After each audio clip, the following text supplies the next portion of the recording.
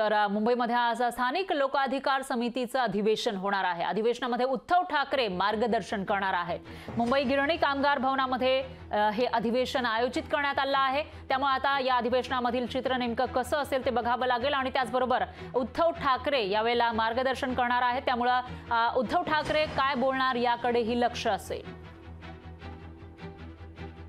आदरणीय शिवसेना प्रमुख श्रीमान बाळासाहेब ठाकरे यांनी 50 वर्षांपूर्वी म्हणजे 73-74 मध्ये 1973-74 मध्ये या अंगीकृत संघटनेची स्थापना केली।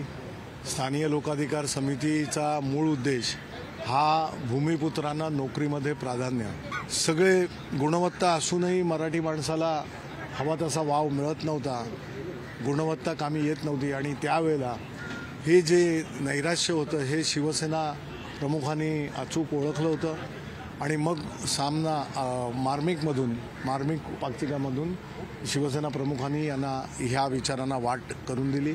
तरुणींचा ओघ शिवसेना प्रमुखांच्या या विचारांनी प्रेरित झाला आणि इथूनच ही सुरुवात झाली भूमिपुत्रांची चळवळ। हे नुसतं भांडवलदारांचं राज्य नाही आहे, हे कॉन्ट्रॅक्टर्स भांडवलदारांचं राज्य आहे। हे कॉन्ट्रॅक्टर्स आणि भांडवलदार म्हणजे ही जी यांनी एक नवीन तैनाती फौज तयार केलेली आहे, ही तैनाती फौज आता आपल्यावर राज्य करते आणि त्यामुळे स्थानिक लोकाधिकार समितीला आता नव्याने वेगळ्या पद्धतीने आत्ताच्या परिस्थितीत संघर्ष उभे करावे लागणार आहेत आणि त्याला माझा पूर्ण पाठिंबा असेल तो व्यक्त करण्यासाठी मी आज इथे आलेलो आहे। लोकशाही मराठी ऐका, पहा, जागरूक रहा।